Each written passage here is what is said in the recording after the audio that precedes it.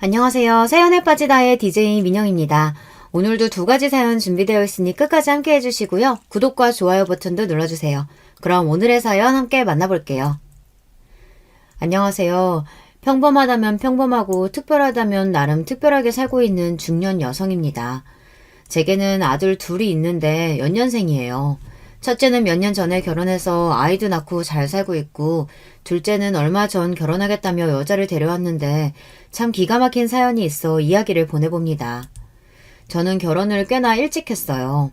저희 때야 여자 나이 20대 초반에 결혼하는 게 그리 드문 일도 아니었지만 저는 20살 때 혼인신고를 했으니까요. 혼전 임신 같은 사고는 아니었고 제가 당시 남편에게 첫눈에 반해 쫓아다녔습니다. 남편은 덩치도 크고 무뚝뚝하고 듬직한 전형적인 곰 같은 사람이에요. 전 어렸을 적부터 그런 남자답고 믿음직스러운 사람과 결혼하는 게 꿈이었거든요. 저희 아버지께서는 제가 7살 때 외간 여자랑 바람이 나서 저와 어머니를 두고 도망가셨어요. 어머니께서는 당시 동생을 임신 중이셨는데 마음고생 몸고생이 심하게 하느라 결국 유산을 하셨습니다. 그 뒤로 어머니와 저 둘이서 정말 힘든 시간을 보냈어요. 요즘도 여자 혼자 애 키운다고 하면 곱게 보지 않는 시선들이 많잖아요. 요즘 같은 시대에도 그런데 당시에는 오죽했겠습니까? 남편이 바람나서 도망간 건데도 세상 사람들은 저와 어머니에게 손가락질을 했어요.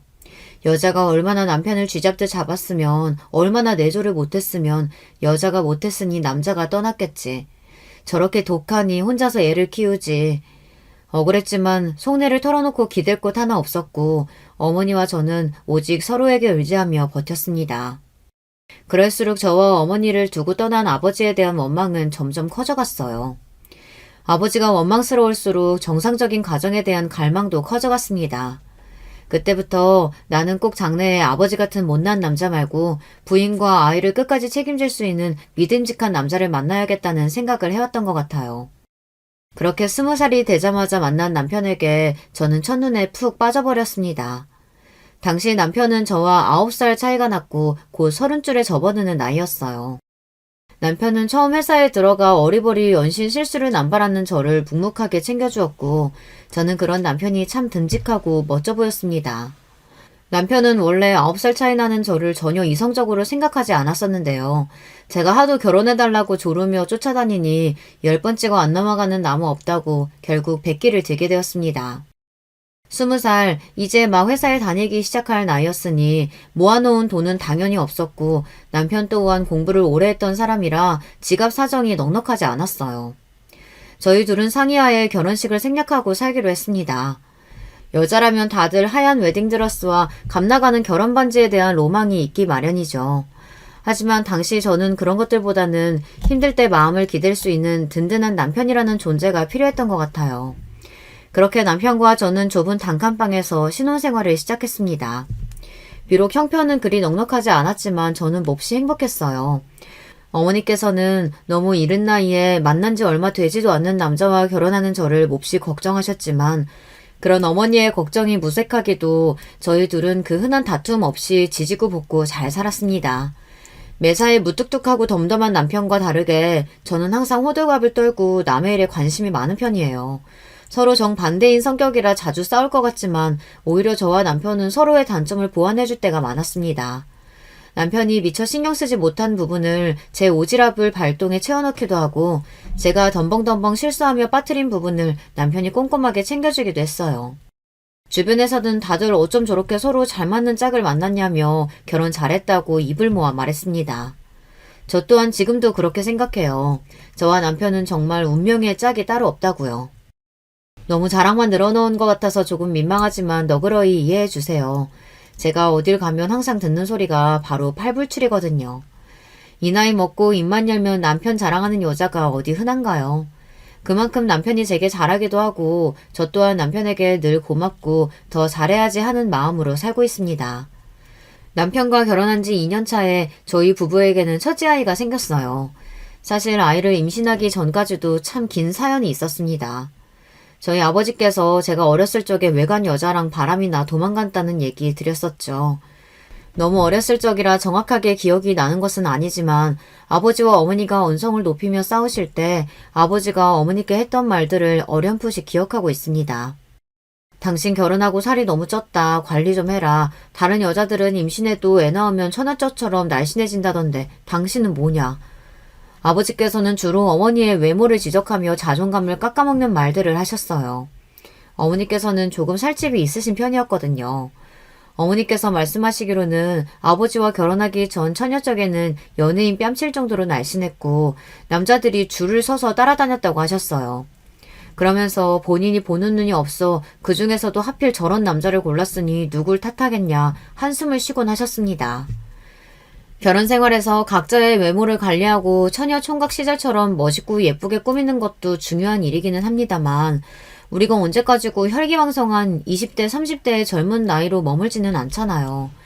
사람이 나이가 들면 당연히 피부가 처지고 주름이 생기고 못난 부분이 생기기 마련인데 그런 자연스러운 변화를 받아들이고 상대방의 있는 그대로의 모습을 사랑할 줄 알아야 진정한 부부라고 할 수 있지 않을까요? 게다가 그냥 살이 찐 것도 아니고 본인 아이를 임신하고 출산하느라 살이 오르고 외모가 망가진 아내한테 그런 식으로 지적을 하다뇨. 그런 뻔뻔하고 파렴치한 인간이니 아내와 아이를 두고 바람을 피웠던 거겠지만요. 어찌됐든 그런 행동과 생각이 잘못된 것임을 분명히 알고 있으면서도 저도 모르게 불안한 마음을 가지게 되는 것은 어쩔 수 없었어요. 혹시 제 남편도 나중에 제가 살이 찌거나 외모가 못나지면 저를 두고 다른 여자를 몰래 만나는 게 아닐까. 아버지가 저와 어머니를 두고 도망가신 것처럼 도망가 버린 게 아닐까. 그런 사람이 아니라는 걸 알고 있으면서도 저도 모르게 걱정이 되더라고요. 그래서 점점 제 외모를 가꾸는 일에 집착하게 되었고 남편에 대한 의심도 날이 갈수록 커지게 되었습니다. 사실 당연한 말이지만 제 외모가 그리 잘난 편은 아니에요. 그냥 어디서나 볼 수 있는 평범한 여자고 외모를 가꾼다고 가꿔봤자 연예인들처럼 입이 떡 벌어질 정도로 예뻐질 수도 없습니다. 남편도 제가 예뻐서 제 외모를 보고 결혼한 것은 아니었어요. 그렇지만 불안한 마음은 어쩔 수가 없었어요. 회사에 새로운 여직원이 나보다 어리거나 피부가 좋아 보이면 그날 밤을 새서 오이로 팩을 하고 다른 여직원이 새로운 헤어스타일을 하고 오면 저도 새로운 립스틱이라도 사서 하나 바르고 남편은 그런 저를 보며 그렇게까지 하지 않아도 충분히 예쁘다. 당신이 어떤 모습이든 다 사랑한다. 안심시켜주려고 노력했지만 아무런 소용이 없었습니다. 남편이 조금이라도 다른 여자에게 친절하거나 예전과 달라진 모습을 보이면 나에 대한 애정이 식은 건가 하는 불안감이 차올랐어요. 보통 연애 때는 상대방에게 잘 보이기 위해 조금 더 행동거지를 신경 쓰기 마련이잖아요. 남편도 마찬가지였고 연애 때와 신혼 때는 항상 제게 하나부터 열까지 다 맞춰줬다면 시간이 흐를수록 그런 모습들이 조금씩 사라지기 시작했습니다. 그래봤자 그리 큰 문제는 아니었어요. 기껏해야 매일 마중 나오던 것을 이틀, 3일에 한 번으로 줄어들고 매번 맛있는 것을 제 접시에 먼저 놓아주었던 사람이 어쩌다 한 번씩은 본인 것을 먼저 챙기고 그리 예민하게 받아들일 일도 아니었지만 아버지의 부재로 인해 상처가 제 마음속 깊은 곳에 무의식적으로 남아있었나 봐요. 저도 모르게 날카롭게 굴게 되었습니다. 이제 더 이상 당신 눈에 내가 매력적이지 않냐, 예쁘지 않냐, 다른 여자가 생긴 거냐. 틈만 나면 쏟아내는 투정과 질투, 의심들에 항상 무덤덤하던 남편마저도 점점 지친 티를 내기 시작했어요. 어느 날은 저를 앉혀놓고 9살 어린 여자를 데리고 살기를 결심했을 때부터 어느 정도 각오했던 부분이지만 이건 좀 심한 것 같다. 도대체 본인이 어떻게 해줘야 그런 행동들을 멈출 거냐 물어오더라고요. 저 스스로도 이런 행동이 잘못되었다는 것을 알고 있었고 몹시 고치고 싶은 마음이었지만 쉽게 답을 내릴 수가 없었습니다. 결국 남편과 저는 상의를 한 끝에 아이를 가지기로 했어요. 사실 저는 결혼을 일찍 하고 싶었지만 굳이 아이를 낳고 싶은 생각은 하지 않았었어요. 앞서 얘기했듯이 아이를 낳으려면 임신을 해야 하고 대부분의 여자들이 임신을 하면서 몸이 망가지고 처녀적처럼 외모를 관리하기 힘들어지니까요. 왜 그런 말도 있잖아요. 아이를 출산한 후로 부인이 여자가 아니라 동료로 보이게 된다는 우스갯소리요. 누군가에게는 그저 우스갯소리일 수 있지만 여자들에게는 나름대로 진지하고 현실적인 고민이잖아요. 사랑하는 남자가 본인을 더 이상 여자가 아니라 그저 같이 사는 사람 정도로 생각하게 된다면 얼마나 슬픈 일인가요? 가족끼리 그러는 거 아니다. 나중에는 다 의리로 사는 거다. 마냥 틀렸다고 할 수 없는 말들이지만 저는 개인적으로 그런 말들을 싫어합니다. 사랑에는 유통기한이 없다고 생각해요. 언제나 활활 타오르는 불처럼 뜨거울 수는 없지만 적어도 불씨가 꺼지지 않도록 서로 노력하며 은은한 온기는 유지할 수 있는 거잖아요. 저는 제 남편에게 죽을 때까지 여자이고 싶었어요. 그 마음은 지금도 변화가 없습니다. 그래서 아이를 낳는 것이 망설여졌어요. 남편을 너무나 사랑하고 남편과의 사이에서 낳은 아이는 너무나 사랑스럽겠지만 이세를 출산함으로써 남편과의 사이가 예전 같지 않아진다면 굳이 그 길을 선택하고 싶지 않았거든요. 그러나 남편의 생각은 조금 달랐습니다. 아이가 생기면 우리 사이에 많은 변화가 생길 거야. 당신이 생각하고 있는 그런 부정적인 변화들이 아니라 남녀 사이의 사랑과는 또 다른 부모로서의 책임감과 동료애 이런 감정이 생기게 되니까. 당신은 그런 감정과 사랑이 공존할 수 없다고 생각하는 것 같지만 그런 부정적인 생각들에 사로잡히지 않도록 내가 더 노력할게. 평소에 귀라도 두 마디 보통은 응, 그래, 아니 이 정도로만 짧게 의사소통하던 남편이 그렇게 길고 정성스럽게 본인의 의견을 피력하는 것은 처음이었어요. 너무 오래전의 일이라 모든 말들이 정확하게 기억이 나지는 않지만 남편의 진심이 담긴 말에 정말 감동을 받았고 결국 저도 생각을 고쳐먹고 아이를 갖기로 했습니다. 임신을 계획한 지 2달 만에 첫째 아들이 저희 부부를 찾아왔어요. 10달간의 시간이 지나고 아주 무더웠던 여름날 건강하게 세상에 태어났어요. 아이가 생긴 후로 결혼 후 줄고 저를 괴롭히던 불안감과 의부증은 거짓말 같게 대부분 사라졌습니다. 육아를 하다 보니 제 외모를 가꾸기는커녕 기본적인 청결도 지키지 못하고 정신없이 지낼 때가 많았는데요. 남편은 그런 제 모습을 보고도 태도가 전혀 변하지 않았거든요. 며칠째 감지 못한 머리로 목이 다 늘어난 티를 입고 있어도 매일 출근 전에 이마에 뽀뽀를 해주는 사람이었어요. 아이들이 모두 크고 흰머리가 희끗희끗한 지금도 때때로 꽃다발을 사다주는 사람이에요. 물론 타고난 성격이 무뚝뚝해서 당신이 세상에서 제일 예쁘다느니 그런 낯간지러운 소리는 일체 못하는 사람이지만 그런 사람이 저를 위해 사다주는 꽃다발이라니 제게는 세상 그 어떤 것보다도 값진 선물처럼 느껴집니다. 그렇게 첫째 아이가 막 100일이 지났을 무렵이었어요. 그날도 새벽 내내 우는 아이 때문에 잠을 거의 자지 못한 탓에 몸 상태가 좋지 않았는데요. 아무래도 느낌이 이상한 거예요. 그동안은 육아 스트레스나 일정하지 못한 생활 패턴 때문에 몸이 좋지 않다고 생각했는데 그날따라 뭔가 싸한 느낌이 들었습니다. 혹시나 하는 생각에 첫째 아이를 데리고 병원을 찾았는데 임신 1달 차라는 놀라운 검사 결과를 듣게 되었어요. 계획에 전혀 없던 임신이었고 게다가 연년생이라니 마냥 기쁘다기보다는 조금 막막한 기분이 들었습니다. 지금 와서 다시 돌이켜봐도 아이 둘 키우던 그때는 정말 눈꽃 뜰 새 없이 바쁘고 힘든 시간이었던 것 같아요. 아이가 둘이면 행복은 합산해서 둘이지만 힘듦은 곱산해서 4배라는 말이 있죠. 게다가 둘 다 남자아이라 그런지 장난기가 어찌나 심하던지요. 다니던 직장까지 그만두고 육아에 전념했고 몇 년간은 정말 정신없이 살았습니다. 그렇게 정신없이 아이들을 키우다 보니 어느새 첫째 아들이 학교에 들어갈 나이가 되었어요. 저는 원체 새로운 사람과 만나는 것을 좋아하고 사교 활동을 즐기는 편이에요. 바로 어머니에 들어가게 되었고 첫째 아들 또한 남편보다는 제 성격을 닮아 사교성이 좋은 편이었어요. 첫째는 학창시절 내내 반장을 도맡아 했고 공부도 곧잘 했습니다.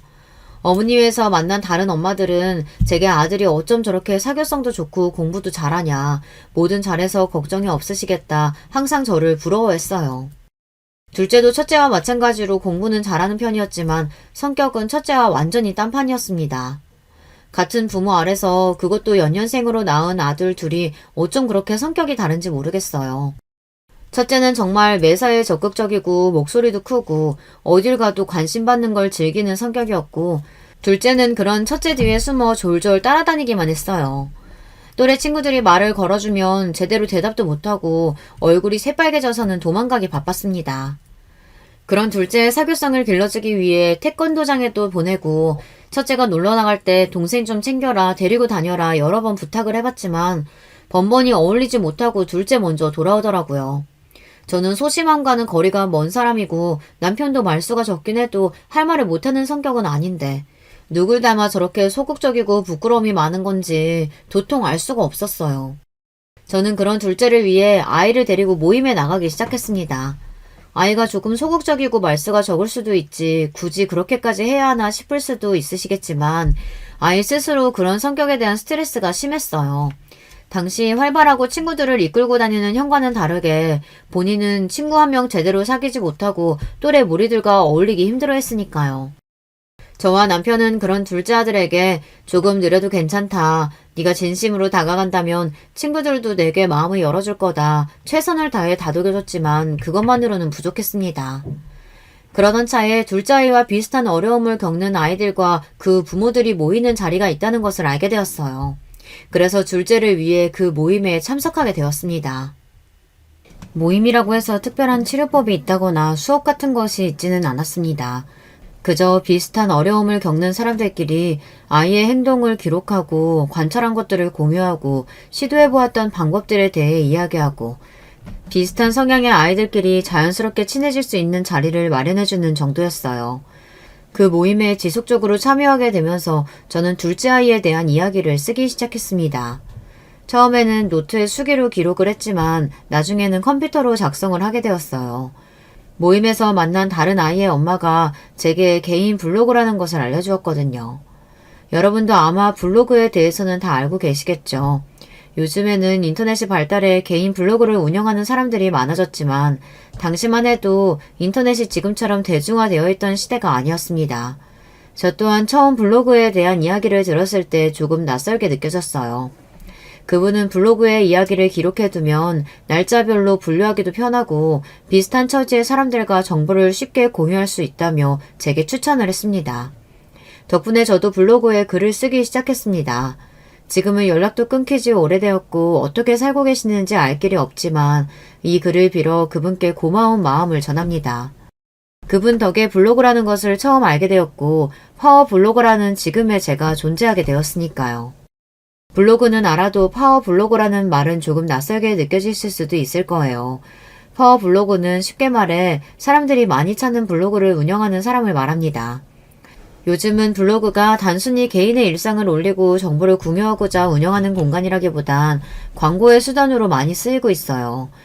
예를 들어 어떤 음식점에서 본인들의 식당을 광고하고 싶으면 블로그 운영자에게 돈을 주고 글을 올려달라 부탁하고 블로그 운영자는 광고비를 받고 그 음식점에 방문해 자세한 정보를 공유하는 글을 써주는 거죠.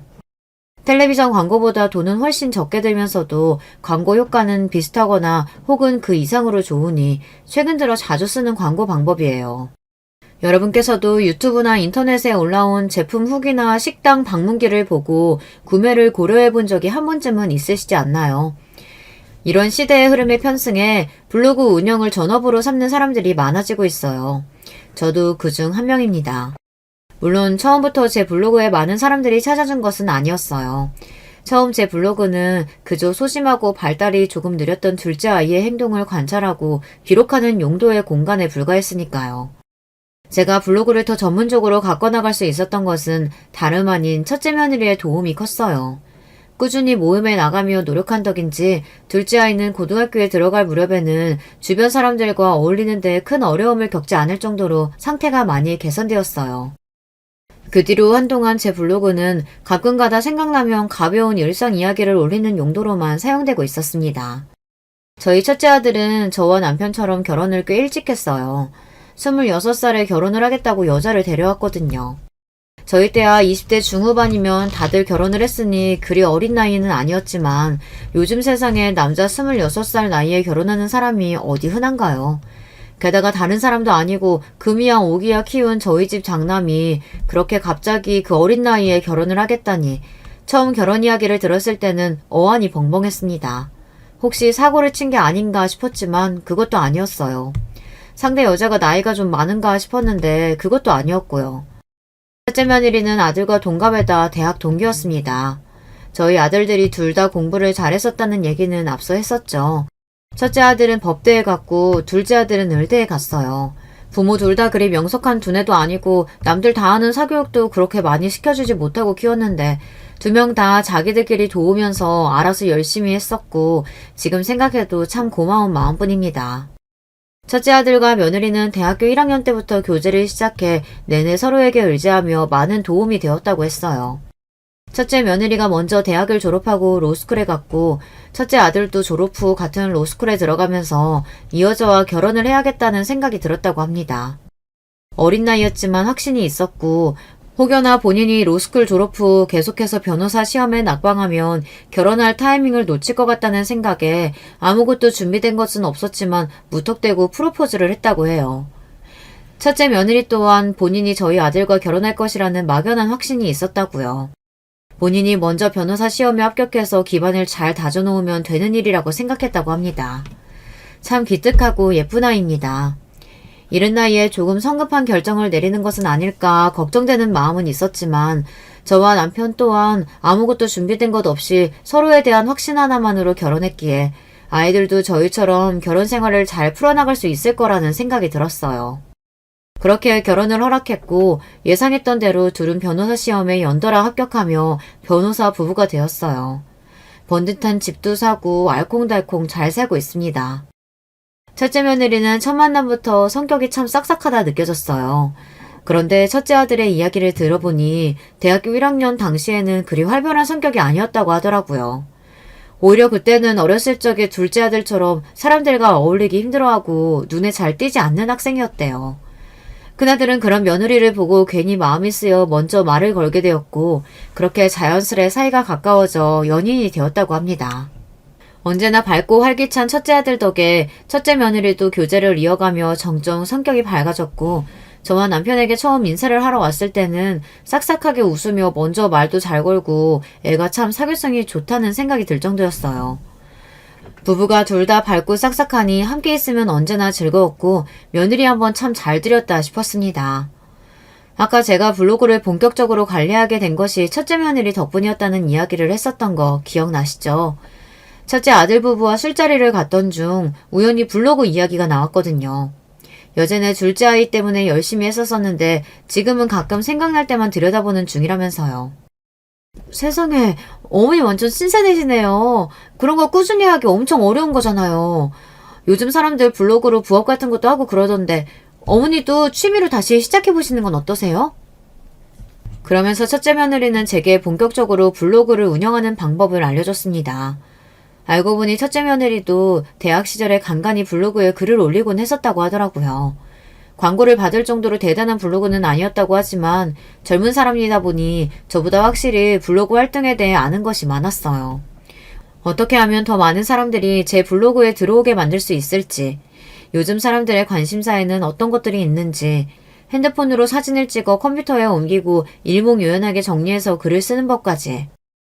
예전에 조금 블로그 활동을 해봤어서 망정이지 아마 경험이 없었다면 너무 복잡하고 어렵게 느껴지는 과정에 시작도 못 해봤을 겁니다. 물론 처음부터 돈을 벌기 위한 목적으로 블로그에 글을 쓰지는 않았습니다. 첫째 며느리에게 어느 정도 기본적인 것들을 배우기는 했지만 돈이 그리 궁하지도 않았고 뚜렷한 목표의식을 가지고 했다기보다는 시간 날 때 틈틈이 하는 취미 같은 느낌이 강했어요. 앞서 말씀드렸던 대로 저는 모임 자리를 좋아하고 사람들도 자주 만나는 편이었기에 약속에 나갈 때마다 열심히 사진을 찍고 집에 돌아와 블로그에 글을 올리기 시작했습니다. 처음에는 제 지인들이 주로 블로그에 놀러와 댓글을 달고 소통을 해주었어요. 자랑은 아니지만 아무래도 제가 소문난 마당발이다 보니 지인들만 블로그에 방문해줘도 방문 횟수가 꽤 됐습니다.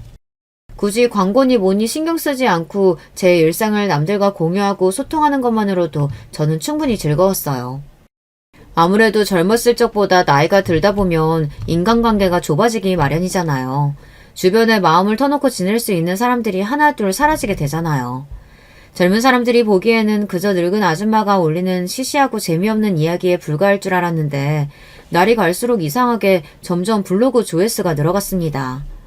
저의 솔직하고 가식 없는 표현들이 다른 판에 박힌 글들과는 색다르게 느껴졌던 모양이에요. 첫째 며느리도 제 블로그에 글이 올라오면 하던 것도 멈추고 달려가서 읽는다며 어머님이 글을 너무 재미있게 쓰신다 연신 칭찬을 해주었어요.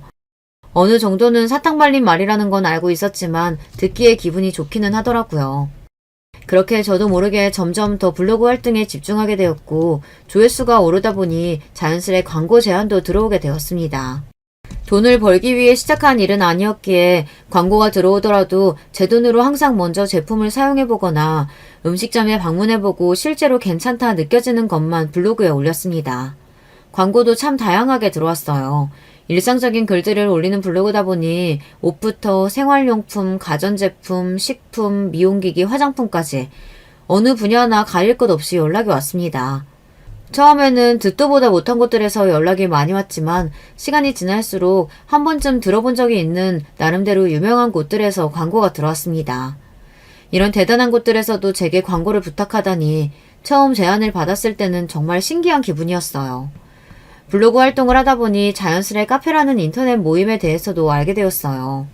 여러분들도 아마 대부분 알고 계실 듯한데 블로그가 본인의 이야기를 올리고 혼자서 관리하는 곳이라면 카페는 여러 명의 사람들이 모여 글을 쓰고 편하게 수다 떠는 인터넷 모임이라고 할 수 있습니다.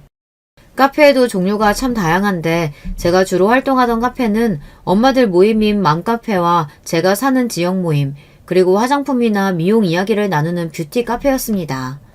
다 늙은 나이에 무슨 뷰티 카페냐 하실 수 있겠지만 저는 젊었을 적부터 지금까지 항상 외모 가꾸는 것에 관심이 많았거든요. 카페에는 연령대 상관없이 많은 사람들이 모여있으니 요즘 어린 친구들은 어떤 식으로 피부 관리를 하나, 어떤 화장품을 많이 쓰나 자연스레 정보를 얻을 수도 있었어요. 또 젊게 사는 기분이 들어 좋았습니다. 지금도 꾸준히 카페 활동을 하고 있고요. 어떤 사람들은 이런 저를 보며 늙어서 주책이다, 망신살이 뻗쳤다 말하기도 하지만 전 그렇게 생각하지 않습니다. 남들이 제 인생에 왈가왈부하는 것에 대해 일일이 신경 쓰지도 않을 뿐더러 제 블로그와 카페 활동이 추후에 벌어진 일에 아주 큰 역할을 했거든요. 큰아들 부부는 결혼한 지 3년째 되던 해 첫 손주를 임신했습니다. 떡두꺼비 같은 아들이었고 정말 너무 기뻤습니다. 제 아파 낳은 아들들보다도 손자가 더 예뻐 보였으니 말 다 했죠. 저도 결혼을 일찍 하고 큰아들도 아이를 일찍 낳은 편이기에 주변에 손자가 있는 친구가 없어 몰랐었는데 정말 눈에 넣어도 아프지 않는다는 말이 실감이 났습니다. 첫 손주가 돌이 막 지났을 즈음 둘째 아들이 결혼을 하겠다며 여자를 데려왔어요. 아까 둘째 아이는 의대를 갔다고 말씀드렸었죠. 둘째는 대학을 졸업하고 한 성형외과에 들어가 일을 하고 있었어요. 데려온 여자는 그 병원에서 함께 일하는 여의사였고요.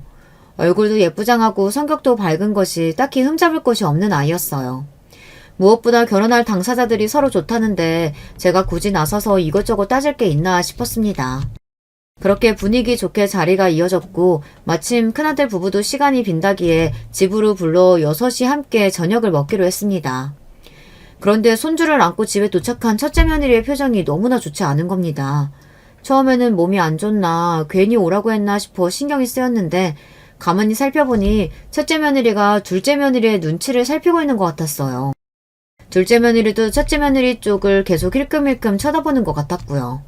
둘이 아는 사이인가 싶었지만 당사자들이 굳이 이야기를 꺼내지 않으니 저도 괜히 아는 척하지 않고 적당히 자리를 마무리하려 했습니다. 식사가 끝나고 둘째 며느리는 너무 즐거운 시간이었다며 빠르게 상견례 날짜를 잡고 싶어 했어요. 저 또한 빠른 시일 내에 답을 주겠다고 말하고 둘째 며느리를 배웅했습니다. 아니 아가, 왜 그래? 괜찮아? 둘째 아들 일행이 현관을 나서자마자 뒤에서 함께 두 사람을 배웅하던 큰며느리가 숨을 급하게 몰아쉬며 바닥에 털썩 쓰러졌어요. 그러더니 갑자기 눈물을 폭포수같이 쏟아내더라고요. 아까부터 뭔가 이상한 눈치더라니 확실히 둘 사이에 무슨 일이 있었구나 싶었습니다. 큰며느리가 진정될 때까지 별다른 재촉 없이 등을 토닥이며 기다려주니 한참을 울던 큰며느리는 몸까지 벌벌 떨며 이야기를 시작했어요. 어머니, 실은 저 고등학교 다닐 때 학교폭력 피해자였어요. 오늘 도련님이 데리고 온 여자가 저를 제일 지독하게 괴롭히던 동창이에요. 처음 봤을 때는 혹시나 했는데 전혀 생각하지도 못했던 이야기에 가족들 모두 몹시 놀랐습니다. 그 뒤로 큰며느리 입에서 나온 사연은 정말 기가 막혔어요. 큰아들이 첫째 며느리를 처음 만났을 때는 소심하고 조용한 성격이었다고 했던 것 기억하시나요? 알고 보니 원래 지금처럼 밝았던 성격이 학창시절 내내 큰며느리를 괴롭히던 둘째 며느리 때문에 그렇게 변한 것이었어요. 도대체 얼마나 심하게 괴롭힘을 당했길래 저렇게 몸을 벌벌 떨며 울 정도인가 했는데 얘기를 들어보니 분노가 차오르는 수준이었습니다. 두 며느리는 고등학교 1학년 때 처음 만났고 처음 만났을 때까지만 하더라도 둘 사이에 큰 문제가 없었다고 해요. 둘째 며느리는 예쁘장한 얼굴에 집도 잘 살고 공부까지 잘해서 반에서 인기가 많은 아이였고 첫째 며느리는 그때까지만 해도 공부보다는 친구들과 어울리며 노는 것을 더 좋아하는 평범한 학생이었다고 합니다. 둘째 며느리는 반에서 일명 여왕이었다고 해요. 선생님들도 모두 둘째 며느리를 편애했고 반 친구들도 다들 둘째 며느리와 친해지고 싶어 했으니 점점 또래 친구들 사이에서 권력을 휘두르기 시작한 것이죠. 둘째 며느리 눈밖에 나면 친구들과 어울리기 힘들고 반 아이들 모두 둘째 며느리의 비위를 맞추기 위해 살살 눈치를 보게 되었다고 합니다. 그러던 어느 날이었습니다. 첫째 며느리는 우연히 하굣길에 둘째 며느리를 발견했고 반가운 마음에 다가가 인사를 하려고 했어요. 그러나 인사를 하려고 가까이 다가가니 둘째 며느리가 웬 아저씨와 둘이 함께 있더래요.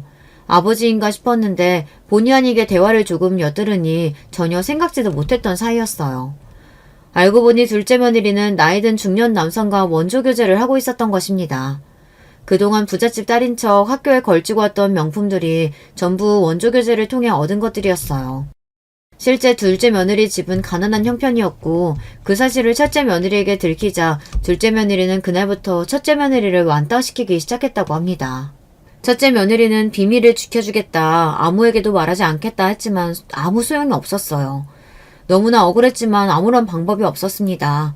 반 친구들 모두 권력을 잡고 있던 둘째 며느리의 말에 따라 첫째 며느리를 괴롭혔어요. 이전까지 평범하게 어울리며 수다를 떨던 친구들이 모두 하루아침에 첫째 며느리를 외면했습니다. 게다가 항상 붙어다니던 단짝 친구까지 첫째 며느리가 왕따가 되자 냉정하게 돌아서 버렸다고 해요. 처음에는 그저 말을 걸어도 무시하고 없는 사람 취급하는 정도였지만 괴롭힘은 날이 갈수록 심해졌습니다. 둘째 며느리는 친구들을 시켜 첫째 며느리의 물건을 몰래 훔쳐가 버려놓기도 하고 책상 위에 낙서를 해놓기도 하고 헛소문을 퍼뜨리기도 했습니다. 헛소문은 다름 아닌 원조교제와 관련된 이야기였어요. 궁지에 몰린 첫째 며느리가 둘째 며느리의 원조교제 사실을 폭로해버릴까봐 선수를 친 것이었죠. 발 없는 말이 천리 간다고 아무런 증거도 없었지만 그런 자극적인 이야기는 걷잡을 수 없이 순식간에 퍼져나갔고 학교 아이들은 첫째 며느리에게 차마 입에 담을 수도 없는 단어를 사용하며 조롱했다고 합니다. 첫째 며느리의 부모님께서는 며느리가 어렸을 적부터 맞벌이를 하셨고 항상 회사 일로 바쁘셨다고 해요. 첫째 며느리는 그렇지 않아도 일에 치여 힘든 일상을 보내시는 부모님께 본인까지 짐을 지워드리고 싶지 않았다고 합니다. 그렇게 고등학교 3년 내내 혼자서 지독한 괴롭힘을 견뎌냈고 너무나 힘들고 고통스러워 나쁜 선택을 하고 싶었을 때도 많았다고 해요. 처음엔 둘째 며느리가 너무 원망스러웠지만 시간이 지날수록 그 아이가 무서워졌다고 합니다. 신체적인 폭력은 일절 없었지만 언제나 그 아이가 본인을 옥죄고 있는 듯한 기분이 들었다고 해요. 언제나 반 구석에 앉아 눈에 띄지 않기 위해 노력하며 할 수 있는 일이라고는 공부뿐이었고 첫째 며느리는 그렇게 좋은 성적으로 대학에 입학할 수 있었습니다. 대학에 들어가서도 처음에는 사람들과 어울리기 힘들어했지만 큰아들의 도움으로 자연스레 학교 생활에 적응하고 예전의 밝은 성격을 되찾았다고 해요. 하지만 학창시절의 기억은 여전히 큰 트라우마로 남아 큰며느리를 괴롭혔고 큰며느리는 애써 그 기억들을 지우려 노력하고 있다고 합니다. 의대에 들어갔다곤 들었는데 도련님이랑 같은 병원에서 일하고 있을 줄은 정말 몰랐어요. 게다가 결혼을 하겠다니 저 정말 어떡해요, 어머님? 펑펑 눈물을 쏟아내는 첫째 며느리를 보니 속이 너무 상했어요. 큰아이는 길길이 날뛰며 지금 당장 그 여자를 찾아가서 사과를 받아내겠다. 세상에 그런 뻔뻔한 여자가 어디 우리 가족이 되려고 하냐 화를 냈고 남편도 마찬가지였어요. 저 또한 아무리 작은 아들이 그 여자를 좋아한다고 한들 모든 사정을 알게 된 이상 며느리로 들일 생각은 전혀 없었습니다. 뻔뻔하게 거짓말을 하고 다닌 것도 모자라 남을 음해하고 악의적으로 괴롭히고 게다가 어린 나이부터 원조교제 같은 짓을 하고 다니는 싹수 노란 여자를 우리 가족으로 맞이할 수는 없었죠. 몇몇 분들께서는 한쪽 이야기만 듣고 그렇게 무턱대고 판단을 해도 되는 것이냐 말씀하실 수도 있겠지만 제가 아는 큰며느리는 절대 거짓말을 할 아이가 아니었습니다. 아무 이유 없이 남을 음해할 만한 사람은 더더욱 아니었어요. 아직도 본인에게 큰 트라우마가 남아있는 상처를 이야기하면서도 둘째 아들을 먼저 걱정할 정도였으니 말 다 했죠. 게다가 큰며느리는 평소에 형편이 어려워 제대로 된 변호사를 구할 수 없는 사람들을 위해 자원봉사까지 하고 있었습니다. 그런 아이가 왜 손까지 벌벌 떨어가며 거짓말을 하고 연기를 하겠어요. 다음날 둘째 아들에게 연락해 첫째 며느리를 빼고 가족들끼리 4명이서 자리를 가졌고 모든 이야기를 전해들은 둘째 아이는 믿을 수 없다는 듯한 반응이었습니다. 형수님을 믿지 못한다는 건 아니지만 본인에게도 사건을 알아볼 시간을 좀 달라고 했어요. 저 또한 이야기를 듣고 처음에는 당황스러운 마음이 컸으니 둘째의 마음이 10분 이해가 되었어요. 다른 사람도 아니고 결혼까지 하겠다고 부모에게 데려온 여자인데 그런 과거가 있다니 남의 말만 듣고 덜컥 믿어질 리가 없었죠. 그렇게 며칠의 시간이 지난 후 둘째에게서 할 말이 있다며 먼저 연락이 왔습니다. 알아보니 형수님 말이 다 사실이었어요. 그 고등학교 졸업한 것도 맞고 동참 몇 명한테 연락을 해봤는데 학교에서 유명했다고 하더라고요. 그 여자는 알면 알수록 정말 가관이었습니다. 둘째 아이들에게 어렸을 적에 부모가 둘 다 돌아가셨다고 말했었고 출신 지역도 속였다고 하더라고요. 하나부터 10까지 모두 거짓말이었고 둘째 아들은 배신감에 치를 떨었어요. 게다가 그 여자가 전에 일하던 병원과 집이 너무 멀어서 직장을 옮겼다고 했었는데 알고 보니 전에 있던 병원장과 불륜소동이 나 쫓겨나듯 병원을 옮긴 것이었습니다. 개 버릇 남 못 준다고 어렸을 적부터 돈 많은 남자들과 붙어먹고 다녔으니 나이가 들었어도 비슷한 짓을 하고 다녔던 것이겠죠. 둘째 아들은 아직도 너무 충격이 크다며 어떻게 이런 여자와 결혼을 하려고 생각했는지 모르겠다. 형수님이 정말 생명의 은인이 따로 없다 말했어요. 저 또한 그런 여자를 며느리로 들이지 않게 해준 큰며느리에게 너무나 고마운 마음이었습니다. 그 여자를 며느리로 들일 수 없는 것은 물론 아직도 트라우마로 고통받는 큰며느리를 위해서라도 이대로 넘어갈 수는 없었어요. 학창시절 큰며느리를 이유 없이 괴롭힌 죄, 뻔뻔한 거짓말로 우리 식구들을 속여 결혼하려고 한 죄, 그 죄값을 반드시 제대로 치르게 해주겠다는 생각이었습니다. 처음에는 단순히 그 여자가 지금 일하고 있는 병원에 학교폭력 사실과 전 병원에서 병원장과 불륜이 나 직장을 옮긴 것이라는 사실을 폭로해버릴까 했지만 겨우 그 정도로는 분이 풀리지 않을 것 같았어요. 그 병원에서 망신을 당하고 잘린다고 한들 잠깐이고 다른 병원에 또 금방 들어갈 수 있을 테니까요. 어떻게 해서든 평생 본인의 행동을 후회하게 할 만한 제대로 된 복수를 해주고 싶었어요. 그렇게 벼르고 있던 차에 아주 좋은 건수가 생기게 되었습니다. 둘째 아들도 저와 마찬가지로 복수를 단단히 벼르고 있었기에 호시탐탐 기회를 노리고 있었는데요. 그 여자의 핸드폰에서 정말 충격적인 것들을 발견하게 된 것입니다.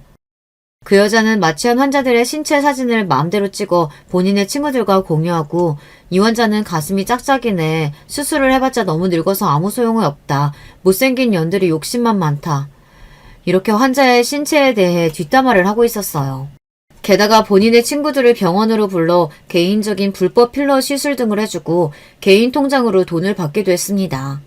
그 대화들을 본 순간 둘째 아들은 이거다라는 생각이 들었고 내역들을 전부 캡처해 본인의 핸드폰으로 옮겼어요.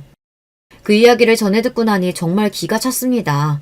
최악의 인간이라는 사실은 이미 알고 있었지만 예상보다 더 바닥인 수준이었어요. 아무리 생명과 큰 연관이 없는 성형외과에서 일하고 있다지만 의사로서 지켜야 할 기본적인 수칙이 있는 법이잖아요. 어떻게 본인을 믿고 몸을 맡긴 환자들의 사진을 맘대로 찍어 조롱거리로 만들 수가 있는 건지 상식선에서는 도저히 이해가 되지 않는 행동이었어요. 저희 가족들은 모두 머리를 맞대고 복수의 계획을 짜기 시작했습니다. 자세한 이야기를 모두 이곳에 쓸 수는 없지만 저희는 일단 그 여자가 찍은 사진 속 환자들에게 연락을 취해 피해 사실을 알리고 단체 소송을 돕기로 했어요. 저희가 그 사실을 폭로할 수 있어도 고소는 당사자들이 해야 하기 때문이었어요. 저희 큰아들 부부가 변호사라는 것은 기억하시겠죠. 당연히 두 사람이 소송을 맡아 진행하기로 했고 이 사건이 좀 더 많은 사람들에게 알려지게 하기 위해 제 블로그를 이용하기로 했어요. 큰아들 부부의 자문을 받아 최대한 법적으로 문제가 없게 그러면서도 최대한 많은 정보를 담아 폭로글을 제 블로그와 활동하던 게시판에 게시했고 하루에도 몇천 명이 방문하는 블로그였기에 제 생각보다 파급력이 어마어마했습니다. 병원에는 항의 전화가 빗발쳤고 불륜 같은 개인사와 더불어 불법 의료시술과 환자와 모욕까지 병원 사람들은 물론이고 글을 읽은 수많은 사람들이 그 가증스러운 여자의 실체에 대해 전부 알게 되었어요. 당시 인터넷에서 꽤 화제가 되었었는데 뉴스에도 이야기가 나왔었고요. 병원에서는 당연히 그런 일이 벌어지고 있는 줄 전혀 몰랐다는 입장이었고 그 여자를 자르고 심각한 병원 이미지 훼손과 계약사항 위반으로 고소를 진행한다고 하더라고요. 하루아침에 본인의 과거가 불특정 다수에게 까발려지고 고소까지 당하게 된 그 여자는 길길이 날뛰었다고 했습니다. 그런 상황에 둘째 아들은 아무것도 모르는 척 당신 그런 여자였냐, 우리 결혼은 없었던 일로 하자 이별을 선언하고 우유히 빠져나왔습니다. 둘째 며느리가 될 뻔했던 그 여자는 둘째 아들에게 큰 며느리 이야기를 꺼내며 혹시 그 여자가 당신한테 무슨 이야기를 한 거냐, 어떻게 결혼할 여자 말은 안 믿고 다른 사람 말을 믿을 수가 있냐, 당신이 내 뒷조사한 거 아니냐 따지고 들었지만 아들은 도대체 무슨 이야기를 하는지 모르겠다며 큰며느리에게 아무 말도 들은 것 없다 시치미를 뚝 떼고 연락을 끊어버렸다고 했습니다. 그 폭로글에는 여자의 불륜과 병원에 관련된 일들만 담겨있지 학교폭력 이야기는 전혀 없었거든요. 사실 폭로글에 학교폭력 이야기를 담아야 하나 말아야 하나 고민이 많았어요. 마음 같아서는 그 여자가 했던 악행들을 전부 폭로하고 하나하나 세상에 알리고 싶었지만 걸리는 점이 많았습니다. 가장 신경이 쓰였던 것은 학교폭력의 피해자가 다름 아닌 저희 큰며느리라는 사실이었어요. 학교폭력에 대한 이야기가 글에 담긴다면 가해자인 그 여자뿐만이 아니라 피해자인 우리 첫째 며느리에게도 혹여나 좋지 않은 영향이 생길까봐 걱정이 되었기 때문이었어요. 첫째 며느리가 그 여자를 알아봤던 것처럼 그 여자도 첫째 며느리를 알아봤고 타이밍 좋게 이런 폭로글이 터졌다면 분명 우리 가족들을 의심하게 될 테니 여러모로 학교폭력 이야기는 담지 않는 것이 맞는다는 생각이 들었어요. 큰아들 부부 또한 여러모로 따져봤을 때 굳이 밝혀서 좋을 것이 없다는 입장이었고요. 그 여자는 그렇게 하루아침에 모든 것을 잃고 길바닥으로 나앉게 되었습니다. 단체 고소와 병원 소송도 진행되고 있었고 인터넷에 떠들썩하게 그 여자에 대한 이야기가 화제가 되었으니 정말 운이 좋아 소송이 끝나고 새로운 병원에 들어가게 된다고 하더라도 꼬투리가 잡히는 건 금방이었어요. 요즘 네티즌들이 얼마나 예의례하고 끈질긴데요. 게다가 다른 일도 아니고 손품, 발품 팔아 인터넷을 다 뒤져 정보도 찾고 큰돈 들여 하는 성형수술이잖아요. 저 같아도 큰돈 주고 몸을 맡긴 의사가 제가 마취하고 누워있는 사이 제 몸을 찍어 남들에게 보여주고 조롱했다면 배신감이 너무나 클 것 같습니다. 그뿐만이 아니라 명색의 의사라는 인간이 길바닥 무면 의원처럼 지인들에게 불법으로 시술이나 하고 뒤로 돈까지 받아먹었으니 솔직히 말해서 의사 자격이 박탈되어야 마땅하다고 생각해요. 아직 소송이 진행 중이니 결과가 어떻게 될런지는 알 수 없겠지만 저희 가족 모두 한마음 한뜻으로 그 여자가 적법한 벌을 받기만 바라고 있습니다. 물론 저도 제 블로그에 특정 인물의 정보가 담긴 폭로글을 올렸으니 법적으로 완전히 아무런 문제가 없기는 힘들었어요. 얼마 지나지 않아 폭로글을 내려야 했지만 변호사 2명의 자문을 받아 올린 글이라 그런지 기껏해야 벌금형 수준이었어요. 그 여자는 제 글 때문에 내 인생 완전히 망했는데 겨우 벌금형이라니 말이 안 되나며 길길이 날뛰었다고 하더라고요. 입은 삐뚤어져도 말은 바로 하라고 제 글 때문에 인생이 망한 게 아니라 본인의 행동 때문에 이런 결과가 오게 된 것이라는 건 왜 생각을 하지 못하는지 모르겠습니다. 그걸 스스로 깨달을 수 있는 수준의 인간이었다면 애초에 그런 짓을 해오지도 않았겠지만요. 큰며느리는 본인 때문에 괜히 큰일에 말려들게 한 것 같다며 우리 가족들에게 몹시 미안해했어요. 저는 그런 며느리에게 전혀 그런 생각할 필요 없다. 오히려 네 덕분에 그런 여자를 가족으로 맞이하지 않게 되어 다행이다 말해주었습니다. 게다가 이 일을 겪으면서 네 마음속 응어리져 있던 나쁜 기억들을 더 이상 외면하지 않고 마주볼 수 있게 되지 않았냐. 조금 늦긴 했지만 이제라도 그 여자를 다시 만난 건 네 마음의 짐을 이렇게 덜어낼 수 있도록 하늘에서 주신 기회일지도 모르겠다고 이야기했습니다. 한때나마 믿고 사랑했던 여자의 실체에 충격받고 힘들어했던 둘째도 지금은 마음의 안정을 찾아가는 중입니다. 큰며느리는 가족들 덕분에 외면해왔던 과거의 상처를 마주하고 그 트라우마를 극복할 수 있게 된 것 같다고 하네요. 몸은 어른이 되었어도 때때로 마음은 10대 시절의 쓸쓸한 교실로 돌아가 지독히도 괴롭고 외로운 시간을 보냈었다고 하더라고요. 그 말을 들으니 어찌나 가슴이 아프던지요. 부디 소송이 잘 마무리되어 큰며느리가 더더욱 편한 마음으로 두 발 뻗고 괴로운 기억에서 벗어나 지낼 수 있기를 바라는 마음뿐입니다. 그 일 이후로도 저는 꾸준히 블로그에 글을 올리고 있어요. 폭로글이 화제가 되어서인지 전보다 방문자 수도 훨씬 늘었고 광고 제의도 꾸준히 오고 있습니다. 다만 한동안은 광고는 받지 않고 다시 초심으로 돌아가 제 일상 이야기와 세상에 선한 영향력을 줄 수 있는 이야기들을 적어볼 예정이에요. 이번 일을 겪으면서 저도 개인적으로 느낀 바가 참 많거든요.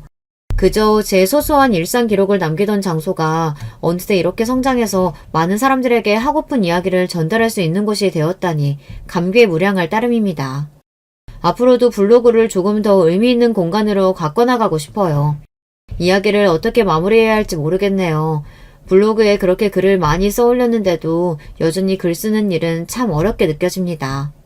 아무쪼록 다들 건강하시고 행복한 하루 되시기를 바랍니다. 그럼 안녕히 계세요. 여러분, 두 번째 사연 시작하기 전에 좋아요, 구독 꼭 눌러주실 거죠? 그럼 두 번째 사연 바로 시작합니다. 안녕하세요. 저는 작은 북카페를 운영 중에 있는 17개월짜리 아들 찬이 엄마입니다.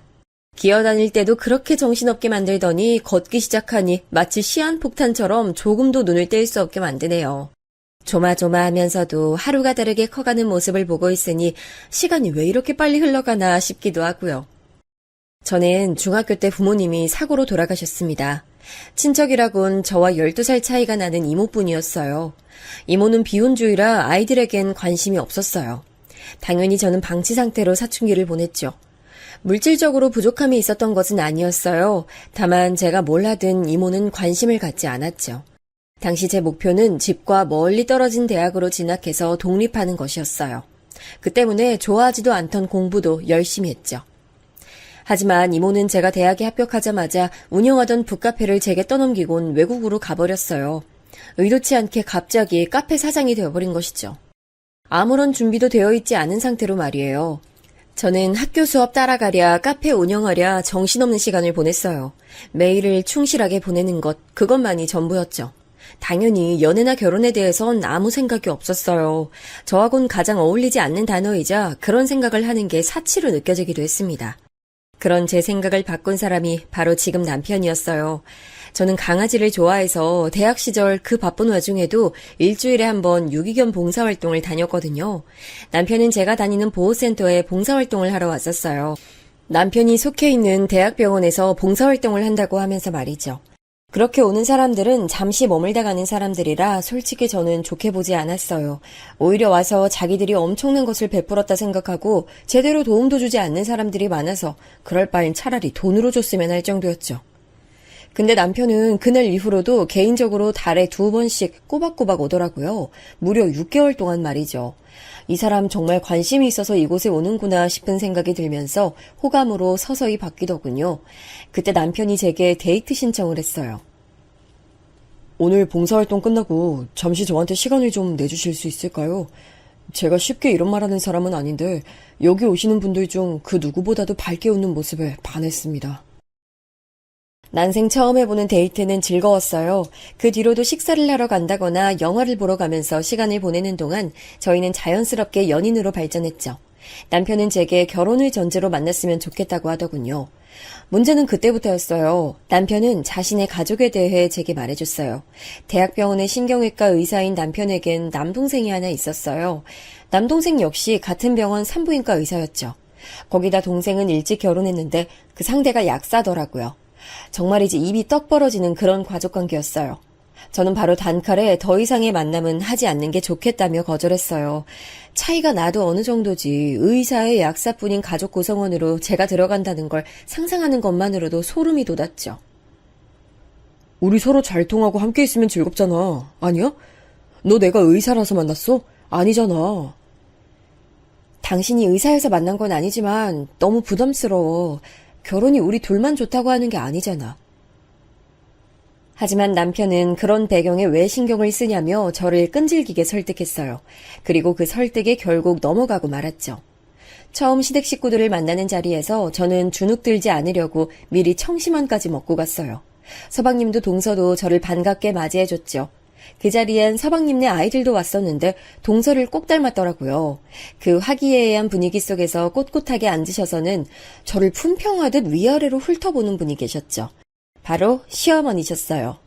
혼자서 아들 둘을 의대 보냈다는 자부심이 엄청 대단하시다고 남편에게 들었는데 정말이지 포스가 장난 아니시더라고요.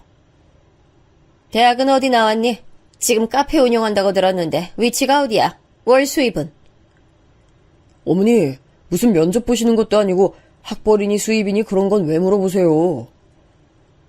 그냥 궁금해서 그러지. 어디서 널 만났을까 하고 말이야. 접점이라곤 전혀 없는 것 같은데 혹시 뭔가 노리고 눌러붙은 건 아닌가 싶어서 말이지. 의사 남편이 어디 쉽게 구해지니?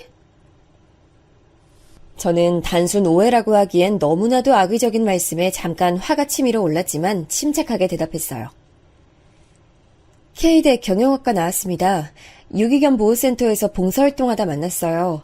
그곳은 제가 대학 시절부터 줄곧 다니던 곳이에요. 말씀하시는 것처럼 의사인 거 알고 접근한 건 더더욱 아닙니다. 따지듯이 말할 생각은 아니었지만 좋은 말이 나오진 않더군요. 시어머니는 그런 제 반응은 안중에도 없다는 듯 혼잣말을 중얼거리셨어요. 사람 속을 누가 알아서. 알았다. 그만 좀 하세요, 어머니. 괜히 트집은. 내가 뭘 했다고 너네 나한테 난리야. 참나. 아주 사람 홀리는 재주라도 있나 보다. 본지 얼마 되지 않는 너까지 이렇게 말하는 거 보니. 어머니! 시어머니는 남편이 나서서 인상을 쓰자 겨우 농담이었다고 말씀하시며 제게 기분 나빠하지 말라고 하셨죠. 도대체 어디가 농담인지 전혀 알 수 없었지만 시어머니는 아주 뻔뻔하게 웃으면서 넘기셨어요. 제 인생 있어서 가장 기분 나쁜 식사 자리였죠. 그 뒤로 시어머니를 제외한 서방님 내외와 따로 자리를 가졌는데 그날은 정말이지 웃으면서 즐겁게 이야기를 나눌 수 있었어요. 냉탕과 온탕을 겪은 기분이 든 저는 남편과의 결혼이 과연 옳은 것일까 다시 생각하게 됐어요. 시어머니가 쉽게 바뀔 것 같지 않았거든요. 하지만 시어머니만 아니면 정말 완벽했어요. 오랜 고민 끝에 저는 다른 가족들을 믿고 결혼을 하기로 결심했습니다. 제 이런 생각은 너무나도 아니랬어요. 시어머니께서는 다른 가족들 앞에서는 아무렇지 않은 척 하셨지만 저와 단둘이 남게 되면 제 움직임 하나하나에 다 잔소리를 퍼붓고 계셨죠. 결혼하자마자 집안 행사에 대해 줄줄이 나열하시면서 앞으로 제가 다 챙겨야 한다고 하시더라고요. 분명 시어머니는 기독교를 믿는다고 들었는데 제사가 있는 게 아이러니하다 싶었죠. 나중에 남편에게 물어보니 시어머니만 기독교일 뿐 돌아가신 시아버님이나 다른 가족들은 무교라고 하더라고요. 그래서 제사를 챙기고 있다고 알려졌죠. 하여튼 시어머니께서는 고등학교 시절 학생 주임 선생님처럼 엄한 목소리로 저를 다그치셨어요. 맏며느리 자리가 어디 쉬운 줄 알았어? 그리고 작은 애는 약국일로 바쁘고 결국 네가 다 해야지. 그럼 누가 하니? 뭐든 허투루 하지 말고 제대로 준비해. 알겠어? 특히 다음 주에 있을 네 시아버지 기일은 더 신경 써야 하고. 그럼 제사 음식으로는 뭘 올리셨는지 알 수 있을까요? 이게 집마다 조금씩 차이가 나서요. 그걸 내가 다 하나씩 알려줘야 돼? 그 정도 네가 알아서 해야지 뭘 나한테 물어. 시어머니께서는 그 뒤로도 중요한 자리니 똑바로 준비하란 말을 몇 번이나 더 하셨습니다. 하지만 그러기엔 시어머니께서 알려주신 정보가 없는 거나 마찬가지라 난감했죠. 결국 저는 동서에게 도움을 청했어요. 해마다 가게에서 제사 음식 주문하셨는데 올해는 직접 하라고 하셨단 말이에요? 동서는 매번 명절이든 제사든 음식을 주문해서 올렸다고 말하며 지금까지 주문했던 것을 알려주더군요. 저는 어떤 음식을 했는지 확인하고는 몇 가지를 제외하곤 직접 하기로 결정했어요. 분명 제가 주문을 해서 상을 차리면 시어머니께서는 옳다구나 하면서 저를 볶아대실 게 불보듯 뻔했거든요. 다행히 저도 부모님 제사를 중학교 이후로 줄곧 준비했기 때문에 요리엔 자신이 있었고요. 제사 당일 저는 준비한 음식을 가지고 시댁을 찾았어요. 제기가 이미 가득 준비되어 있더라고요. 시어머니께서는 제 행동을 하나도 놓치지 않겠다고 다짐한 사람처럼 뚫어져라 바라보셨죠. 저는 그런 시선에도 자신있게 음식을 준비했어요. 꼬투리를 잡을 만한 것이 없다고 판단되셨는지 시어머니께서는 이번에 음식을 하나씩 집어드시면서 잔소리를 하셨죠. 산적이 왜 이렇게 짜니? 아유, 무슨 소금을 한 바가지 부었어? 그리고 이 육전은 왜 이렇게 흐물거리고? 제대로 익힌 건 맞아? 아우, 잡채는 왜 이렇게 달궈? 너 혀가 어떻게 된 거 아니야? 무슨 음식 맛을 제대로 맞출 줄을 몰라. 저는 몇 번을 먹어도 평범한 맛이었는데 도대체 시어머니께서는 왜 이렇게 지적이 많으실까 이해가 되지 않았죠. 그럼 어머니께서 간을 좀 맞춰주세요. 그럼 제가 기억했다가 다음에 제대로 할게요. 참다 못한 제가 조미료통을 앞으로 내밀며 시어머니께 말씀드렸죠. 시어머니께서는 제가 그렇게 나올 줄 모르셨던 건지 잠깐 당황하는 것처럼 보였지만 이내 노발대발하셨어요. 이게 시어머니를 아랫사람 부리듯이 부리려고 하네? 지금 너 내가 한 소리 했다고 이러는 거야? 세상에 어디 며느리 무서워서 무슨 말을 하겠어? 이렇게 눈을 부라리면서 덤비는데 아이고 무섭다 무서워. 어머님, 제가 언제 눈을 부라렸다고 그러세요. 아직 제가 가족들 입맛을 모르니 알려달라고 말씀드린 건데. 아주 끝까지 지만 잘났지. 됐다 됐어. 이래서 가정교육이 잘 되어 있는 애를 들여야 된다니까.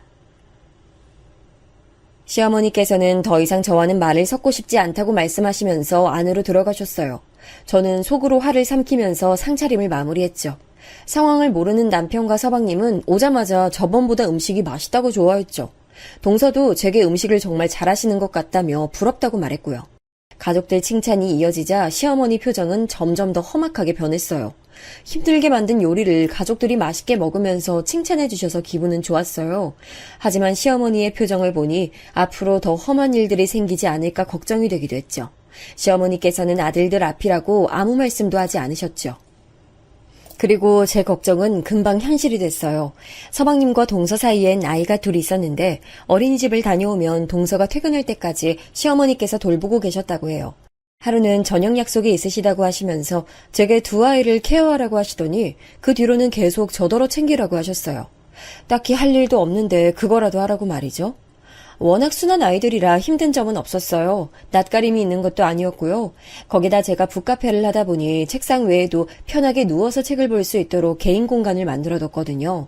그중에서 계산대에 가장 가까운 곳에 장난감과 책을 넣어두면 울지도 않고 자기들끼리 너무 잘 놀더라고요. 하지만 둘 다 남자아이라 장난기가 얼마나 심한지 조금만 신경을 딴 곳에 두고 있으면 자기들끼리 싸우기도 잘 싸워서 늘 정신이 아이들에게 가 있어야 했죠.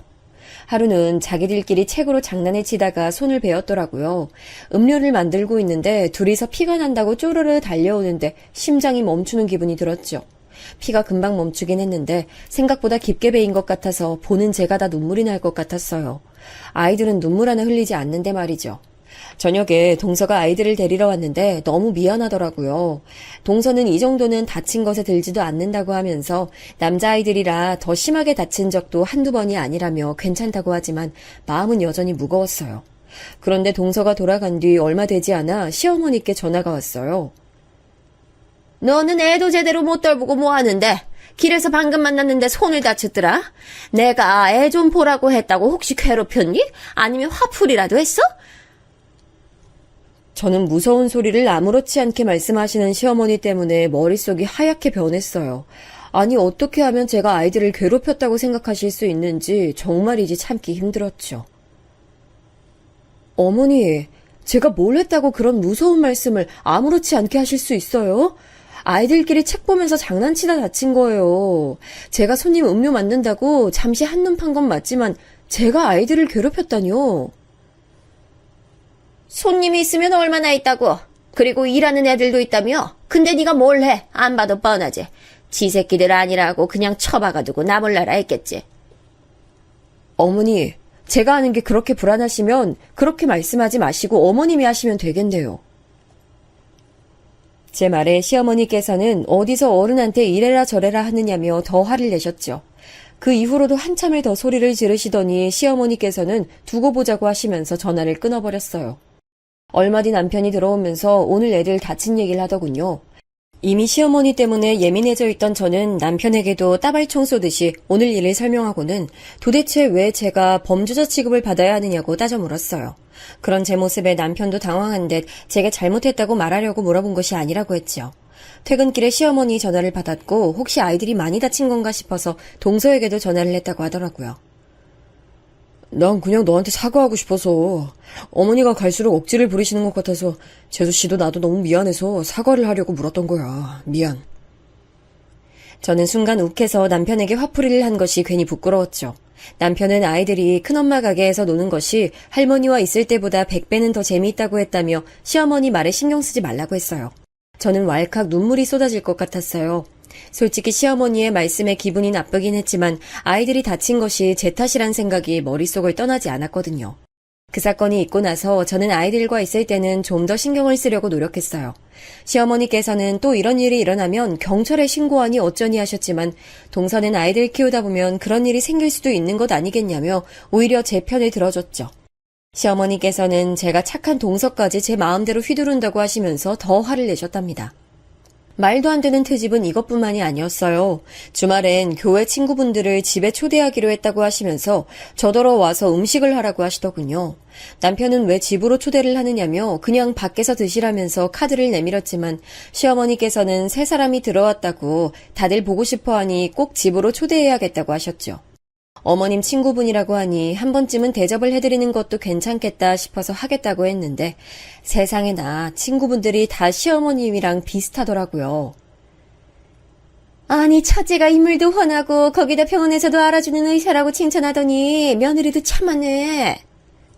그래도 아쉽지. 나는 어디 병원 차려준다는 아가씨랑 결혼할 줄 알았어. 중매쟁이들이 이 집으로 얼마나 뻔질나게 드나들었어.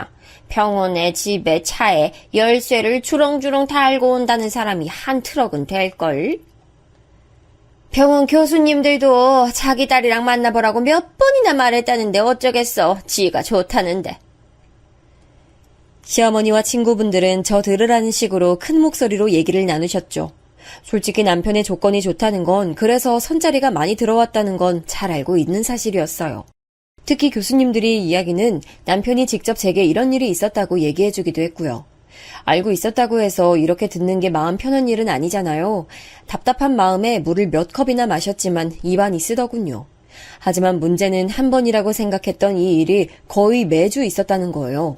시어머니께서는 그 뒤로 주말만 되면 저를 불러 식사 준비를 시키시더라고요. 하루는 남편도 참기 힘들었는지 일찍 퇴근해서는 시어머니께 앞으로 교회에서 식사를 하고 오셨으면 좋겠다고 나서서 한마디 했죠. 새아가 음식 솜씨가 좋다고 다들 오고 싶어 하는데 그러면 어떻게 하니? 이 사람이 요리사는 아니잖아요. 앞으로 주말에 이 사람이랑 갈 곳이 좀 있어서 그러니까 식사는 어머니께서 해결하세요. 새아가가 그러디? 아니 고작 점심 몇 번 부탁한 거 가지고 너한테 뭐라 그래? 나 참 아주 시어머니 머리 꼭대기에 앉으려고 하는구나. 남편은 왜 그렇게 말씀하시냐고 했지만 시어머니께서는 자식 새끼 낳아봤자 소용없다며 알아놓으셨죠. 그렇게 끔찍하게 여기는 아들들이 와도 본체반체 하시고요. 가시방석이라는 것이 이런 자리인가 싶더군요. 시어머니께서 연락이라도 하신 것인지 저녁엔 서방님과 동서도 왔어요. 아이 참 어머니도 그런 일이 있으셨으면 저희한테 말씀하셔야죠. 저희가 근사한 요리사 붙여드릴게요. 전문가로 불러드릴 테니까 그만 마음 푸세요. 내가 지금 고작 점심 가지고 그러는 걸로 보여? CM이가 뭘 좀 하라고 했다고 쪼르르 너희 형한테 가서 고저질하는 게 그게 괘씸하다는 거야. 그리고 그걸로 하라 하지 마라 와서 얘기하는 네 형 좀 봐. 내가 자기를 어떻게 키웠는데. 그이한테 따로 이야기한 거 없어요, 어머니. 오해세요. 오해? 내가 무슨 오해를 했는데? 네가 중간에서 그렇게 안 했으면 큰애가 나한테 와서 싫은 소리 했겠어? 잡아떼는 것 좀 봐라. 아주 영악하기까지. 내가 이래서 개나 소나 집 들이면 안 된다고 했던 거야. 남편은 결국 참지 못하고 이렇게 경우 없이 말씀하실 거면 다시는 오지 않겠다고 말하며 자리를 박차고 나갔죠. 시어머니는 어딜 가느냐고 소리를 높이셨지만 저는 조용히 남편을 따라 나갔어요. 한마디 쏘아붙일까 하다가 그래도 어른이시고 남편이 저렇게 화가 났는데 저까지 거들면 일이 더 커질 것 같아 그냥 나왔습니다. 방문 너머로 화를 내는 어머니와 그런 어머니를 달래고 있는 서방님과 동서 목소리가 들렸어요. 솔직히 이런 일이 자꾸 생기다 보니 정말 제가 이 집에 들어와서 분란을 만드는 게 아닌가 그런 생각이 들더라고요. 제 복잡한 마음과는 다르게 한동안은 정말 조용히 지낼 수 있었어요. 얼마 후 시어머니 생신이 됐어요. 선물을 뭘 해야 하나 한참 고민했죠. 남편은 현금을 드렸다면 그냥 속 편하게 그걸로 넘기자고 했어요. 저는 잘됐다 싶었죠. 솔직히 취향이 어떠신지도 모르겠고 제가 좋다고 생각한 걸 선물했다가 오히려 역효과가 있겠거니 싶었고요. 동서와도 얘기를 맞춰 현금으로 준비해서 꽃다발과 함께 선물 드렸어요. 그런데 봉투를 열어보시더니 소리나게 탁 내려놓으시더라고요. 너는 시애미 생일에 고작 돈 몇 푼에 이딴 꽃다발이 끝이야? 만며느리나 돼서 정성도 없고 센스도 없고 도대체 넌 뭐하는 애야? 처음 시집와서 맞이하는 시애미 생일에 정말이지 너는 못 배운 티를 이렇게까지 내야겠어? 어머니 취향을 제가 아직 몰라서요. 동서랑도 의논해서 준비했는데 왜 그렇게 말씀하세요? 너랑 작은 애랑 같니? 왜 끌어들여? 정신없이 바쁜 애랑 비교를 하다니 진짜 염치도 없지. 작은 애는 너처럼 놀고 먹는 애가 아니잖아. 어머니, 말씀이 너무 지나치시잖아요. 놀고 먹다니요. 내가 어디 틀린 말 했어? 우리 아들 꼬연에서 떡하니 들어앉았으면 나 죽었다 하고 죽은 듯이 지내진 못할 망정 어디서 따박따박 말대꾸해. 진짜 우리 아들은 네가 이런 애인 거 알고는 있니? 동서가 눈치를 보며 시어머니를 말리자 시어머니는 헛기침을 하시면서 잠시 동서에게 시선을 주셨어요. 아유, 됐다. 네가 저런 것도 형님이라고 얼마나 마음고생 많니? 내가 다 알아. 아니에요, 어머니. 형님께서 얼마나 좋은 분이신데요. 어머니께선 제가 매번 동서 괴롭히는 것처럼 말씀하시는데요. 제발 억지 좀 그만 쓰세요. 현금으로 드리는 게 어머니 불편하게 만들었다면 그건 죄송한데요. 그렇다고 말씀을 그렇게 하실 필요는 없잖아요. 저는 뒷머리가 빳빳한 게 머리가 어지러웠어요. 속도 불편하고요. 여기 조금이라도 더 있다간 크게 사고를 칠 것 같아 저는 벌떡 일어났지만 그대로 바닥에 주저앉았죠. 몸에 힘이 하나도 들어가지 않았어요. 정신을 차리니 보이는 건 하얀 천장이더군요. 남편을 비롯한 시댁 식구들 얼굴이 보였죠. 정신이 들어? 어디 불편한 데는 없고 아픈 데는? 남편이 놀란 얼굴을 하며 물었어요. 온몸이 푹 처진 게 무거웠지만 어지러운 것은 많이 사라졌더라고요. 괜찮다고 말하자 서방님께서 임신하신 걸 알고 있었냐고 물었어요. 저는 전혀 예상하지도 못했던 말이라 깜짝 놀랐죠. 평소에도 날짜가 들쑥날쑥이라 이번에도 그러려니 하고 있었지 임신이라곤 전혀 생각하지 못했거든요. 놀란 제 얼굴에 동서가 무척이나 기쁜 얼굴로 축하한다고 말했죠. 결혼하고 나면 언젠가 부모가 될 수 있다는 것을 머리론 알고 있었지만 실제로 제게 일어날 수 있다고는 전혀 생각하지 못했거든요. 저는 엄마가 된다는 사실에 눈물이 날 만큼 너무 행복했어요. 남편은 거듭 축하한다고 말하면서 저를 안아줬죠. 하지만 시어머니는 저희와는 생각이 다른 듯했어요. 어떻게 된 애가 지가 임신한 줄도 몰라. 그렇게 모자라서는 나중에 애한테 뭘 가르칠 수 있겠어? 진짜 기가 막혀서. 따뜻했던 병실 안의 공기가 삽시간에 얼음판으로 바뀌었죠. 시어머니께서는 불만 가득한 표정을 하고 계셨어요. 며느리가 아이를 가졌다는데 어떻게 저런 표정을 지을 수 있는지 이해할 수 없었죠. 쇠아가, 넌 거기서 그렇게 쓰러지면 내가 너한테 뭐라도 한 것 같잖아. 말해봐. 내가 너한테 뭘 어떻게 했다고 거기서 쓰러지게. 혹시 다 계획하고 있었던 거 아니야? 시어머니 나쁜 사람 만들려고 쓰러진 것도 그냥 연기한 거지? 어머니, 이제 막 정신 차린 사람한테 그렇게 말씀하셔야겠어요? 네가 나한테 이렇게 화를 냈는데 그럼 내가 가만히 있겠어? 평생 나한테 말대꾸 한 번 안 하던 애가 이게 지금 몇 번째야? 너 새아가 만나고 나서부터 출곧 내가 무슨 못된 시어머니라도 되는 것처럼 나만 가지고 들들 볶자 너. 내가 어떻게 가만히 있어? 시어머니께서는 화를 참지 못하고 씩씩거리시며 소리를 지르셨어요. 서방님은 병실에서 소리를 지르시면 어떻게 하냐며 시어머니를 말렸지만 소용없었죠. 너도 형이랑 똑같아. 형이 옷 나가면 말릴 생각을 해야지. 매번 도대체 너희는 생각이 있는 애들이야 없는 애들이야. 하나같이 얼빠져서는. 시어머니께서는 자식을 허투루 키웠다고 말씀하시곤 문이 떨어져 나가라 세게 닫고 가버리셨어요. 병실에 남은 우리는 서로 눈치만 보며 한숨을 내셨죠. 서방님은 제게 안정기가 올 때까지는 조심해야 한다고 신신당부를 하면서 3일 정도 입원을 권했어요. 저는 그렇게 나간 시어머니가 신경이 쓰이긴 했지만 남편 말처럼 뱃속 아이만 생각하기로 했죠. 퇴원하고 나서도 한동안은 집 밖에 나가는 걸 조심했어요. 남편이 절대 안정이라고 외치며 집에만 있어야 한다고 해서 시어머니도 저를 찾지 않으시더라고요. 정말이지 결혼하고 이렇게 평화로웠던 순간이 얼마만인가 싶을 정도로 매일이 좋았어요. 하지만 이런 평화는 길지 않았죠. 갑자기 시어머니께서 도시락을 가지고 찾아오셨더라고요. 임신하고 나서 제대로 밥은 챙겨 먹는지 궁금해서 왔다고 하시면서 도시락을 꺼내셨죠. 입덧을 하는 것은 아닌데 제가 음식을 잘 못 먹고 있었거든요. 남편도 그 일로 걱정이 많았는데 혹시 시어머니께 그런 말을 전해서 이러시나 싶은 생각이 들었죠. 시어머니께서는 도시락을 제 앞에서 펼치고는 어서 먹어보라고 젓가락을 내미셨어요. 도시락에는 하나같이 기름진 것들로 가득했죠. 저는 아침 먹은 지 얼마 되지 않은 시간이라 식욕이 전혀 없었어요. 시어머니께 지금은 배가 고프지 않다고 말씀드리면서 점심으로 챙겨 먹겠다고 했어요. 아니, 내가 너 먹으라고 해왔다는데 한 입 좀 먹으면 어때서? 어른이 이렇게까지 했으면 너도 못 이기는 척 그냥 받아주면 안 되니? 아니, 어떻게 이렇게 못되게 굴어? 어머니 아니에요. 제가 원래 많이 먹질 못하는데 오늘 아침을 간만에 많이 먹어서 그래요. 진짜 제가 나중에 챙겨 먹을게요. 정말이에요. 나중엔 무슨 나중에야. 아무리 배가 불러도 그렇지 먹는 신용이라도 좀 해야 될 거 아니야? 시어머니께서는 동그랑땡 하나를 집어들더니 억지로 제 입 앞까지 들이대시면서 빨리 먹으라고 강요하셨어요. 튀김 냄새가 역하게 느껴졌죠. 저는 억지로 하나라도 먹어야 되나 고민이 됐어요. 그때 갑자기 제 폰이 울렸습니다. 시어머니는 신경 쓰지 말고 어서 먹으라고 하셨지만 저는 잽싸게 일어나 폰을 들었죠. 가게에서 중요한 연락이 오기로 했다고 핑계를 대며 문자를 확인했어요. 시어머니는 험한 말을 중얼거리시며 젓가락을 놓으셨죠. 문자를 보니 동서에게서 왔더라고요. 그런데 그 내용이 좀 이상했어요. 형님, 어머니가 가져오신 건 뭐든 절대 먹지 마세요. 저는 깜짝 놀랐어요.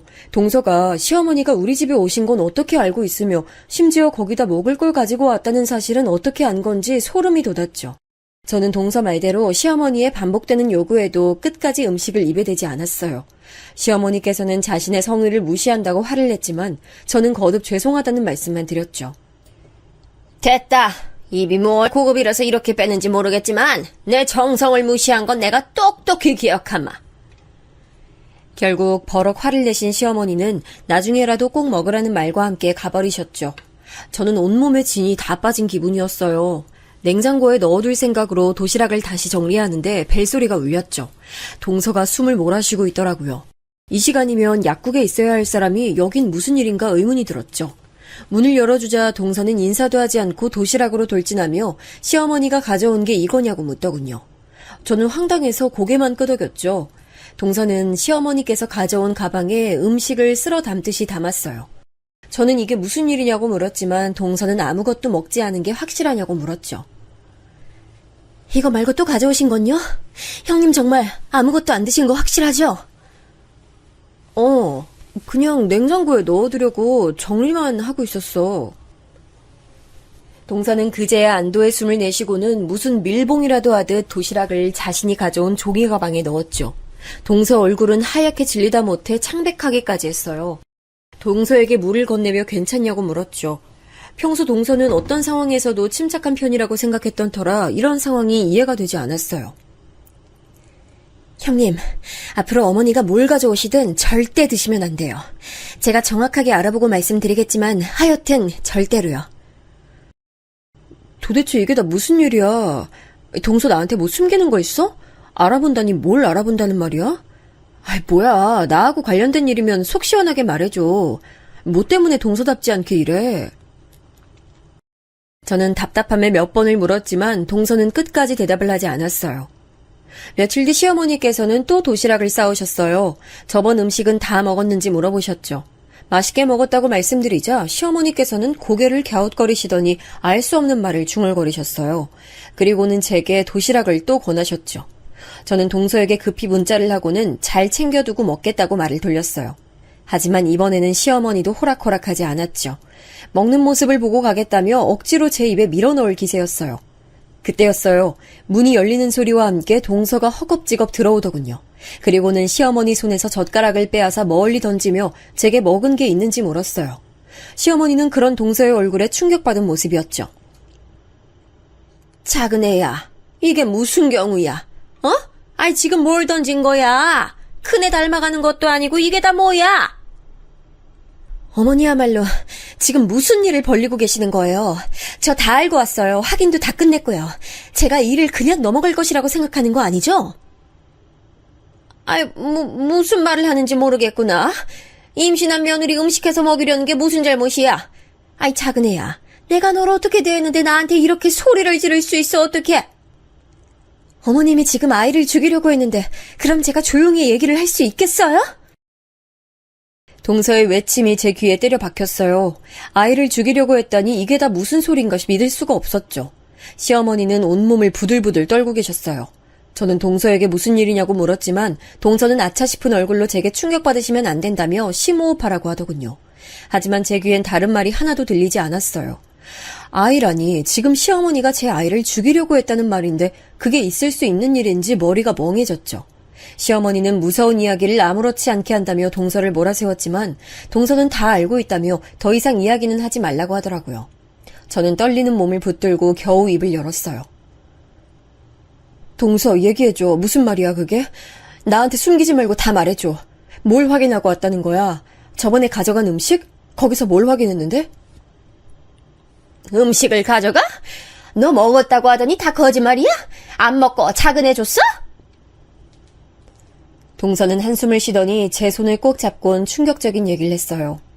시어머니와 죽이 잘 맞는 친구분 중 한 분이 약국을 하시는데 거기에서 일하는 직원 중 한 사람이 동서와 약대 동기라고 하더군요.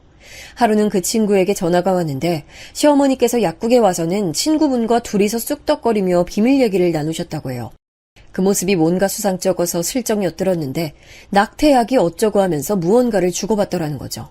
그 소리에 깜짝 놀란 직원이 동서에게 전화를 걸었던 거였어요. 동서는 처음에 직원이 잘못 들었을 것이라고 생각했다고 했어요. 아무리 시어머니가 저를 미워하고 못마땅해 하셔도 뱃속의 아기에게 위해를 가할 것이라곤 조금도 생각할 수 없다고 말이죠. 하지만 그럼에도 불안한 마음에 그 전화를 받고 나서 시댁에 갔었다고 하더라고요. 그리고 주방에서 약을 찾았는데 아무것도 적혀있지 않은 게 수상하다고 생각해 따로 약을 챙겨가 조사를 했대요. 그런데 그 약이 우리나라에선 인정받지 못한 낙태약이었어요. 시댁에 갔더니 약 절반이 없고 음식한 흔적만 남아서 형님께 문자 드렸고요. 그리고 오늘 그 결과가 나왔는데 음식에서 그 성분이 다량 검출됐고요. 지인한테 부탁해서 제일 빨리 알아봐 달라고 했거든요. 그러니까 지금 어머니가 도시락에 낙태약을... 세상에... 어머니! 저는 충격적인 사실에 시어머니를 노려보며 사실이냐고 물었어요. 끝까지 모른다고 하시더군요. 하지만 증거가 너무 명확했기에 그 말을 믿을 수가 없었어요. 순간 오늘 오시자마자 제게 음식을 다 먹었냐고 묻고는 고개를 갸웃거리신 게 생각났죠. 온몸에 소름이 돋으며 머리가 터질 것 같았어요. 심장이 빠르게 뛰는 게 느껴졌죠. 그런데 그때 갑자기 아랫배가 당겨오는 거예요. 순간 큰일 났다는 생각이 들어 배를 움켜쥐었죠. 동서가 바로 119를 부르는 게 들렸어요. 저는 제발 아이에겐 아무런 일이 일어나지 말아달라고 빌고 또 빌었어요. 왜 그러니? 어디 아파? 왜? 배가 아파? 정말? 힐끗 고개를 들어 바라보니 온 얼굴에 웃음이 가득하더군요. 저는 당장이라도 시어머니에게 달려들고 싶었지만 자꾸만 아파오는 배 때문에 정신 차릴 수가 없었어요. 119가 도착한 소리에 정신을 잃었죠. 다시 깨어났을 때 저는 제일 먼저 아이가 무사한지 궁금했어요. 눈을 뜨자마자 배를 감싸쥐자 동서가 아이는 무사하다고 알려줬죠. 곧 문이 열리고 남편과 서방님 얼굴이 보였어요. 그 뒤로 시어머니도 들어오고 있었죠. 제게 괜찮냐고 무슨 일이냐고 물어보는 남편을 뒤로하고 저는 있는 힘껏 베개를 시어머니를 향해 던졌어요. 당신이 사람이야? 어떻게 그런 무서운 생각을 할 수 있어? 어떻게? 내가 뭘 잘못했는데? 내가 뭘 얼마나 당신한테 잘못을 해서 내 아기를 우리 아기한테 그런 악독한 짓을 저지를 생각을 할 수 있어? 남편은 무슨 소리냐고 아직 흥분하면 안 된다고 저를 말렸어요. 저는 더 소리를 높였어요. 아이를 잃었을지도 모른다는 생각에 목이 터져라 소리를 질렀죠. 당신 어머니가 나한테 우리 아이한테 무슨 짓을 저질렀는데 참으래. 아이를 잃을 뻔했다고. 나한테 약을 먹이려고 했었다고 당신 어머니가. 남편은 깜짝 놀란 얼굴로 시어머니를 바라봤죠. 시어머니는 뻔뻔스럽게도 제가 헛소리를 한다고 하더군요. 터지는 울음을 참을 수 없었어요. 엉엉 소리가 날 정도로 울었죠. 아주 며느리들 둘이서 시어머니를 나쁜 년 만들려고 용을 쓰는구나. 아니 나야말로 물어보자. 내가 너한테 뭘 얼마나 잘못했다고 그런 거짓말을 해가면서 날 몰아가. 아니 내가 뭘 잘못했다고. 그럼 동서가 제게 거짓 증거를 가져왔단 말이세요? 어머니 집에서 발견된 약, 거기다 도시락에 들어있었다는 성분, 이게 다 조작이란 말씀이세요? 어머니, 진짜 그만 좀 하세요.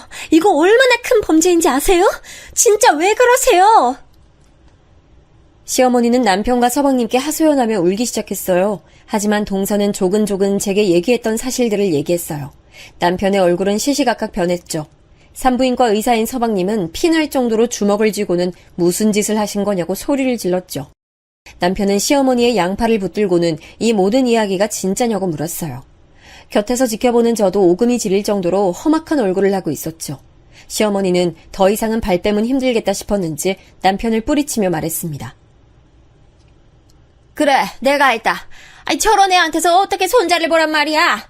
가진 건 쥐뿔도 없는 게 순진한 우리 아들께서는 결혼을 하더니 임신까지.